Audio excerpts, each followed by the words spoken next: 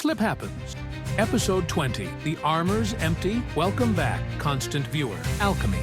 The science of equivalent exchange. A discipline that promised limitless transformation if one was willing to pay the price. For Slip, that price appeared to be dealing with two very intense individuals. The town square still smoldered from something. Slip didn't know what, probably important. But more concerning was the short, furious alchemist, glaring at him like he owed him money. Next to him, something big shifted. It moved too smoothly for someone that heavily armored. Slip had no idea what was going on. He had even less idea why he was being interrogated by an angry child. Did I say something to offend you, or do you just radiate this kind of energy naturally? The blonde ignored him. His eyes were locked onto Slip's hand. That was when he noticed the glowing red gemstone. It pulsed, faintly alive. Slip had no memory of picking it up. Oh, that's probably not great. The blonde's glare deepened. "That's a philosopher's stone," he said, his tone edging toward aggressive lecturing mode. "Do you have any idea what that is?" Slip did not, but he was fairly certain the correct answer wasn't.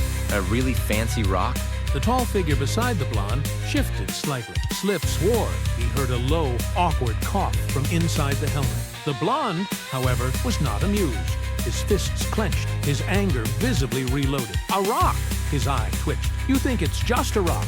That thing is..." He cut himself off, his expression darkening. Then, realization hit. Slip could almost see the mental math happening. The blonde exhaled through gritted teeth. "You don't know anything, do you?" Absolutely not. The larger figure sighed. Slip couldn't tell if it was from frustration or existential exhaustion.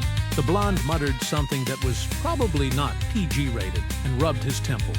Then he stared at the stone again, then back at Slip. His expression somehow managed to hit a new level of disappointment. I don't know, man. Maybe I'm chosen? The blonde lunged. Slip panicked. Rude. And, in a decision he would regret immediately, he threw the philosopher's stone straight up into the air. The tall figure moved, too fast, too fluid.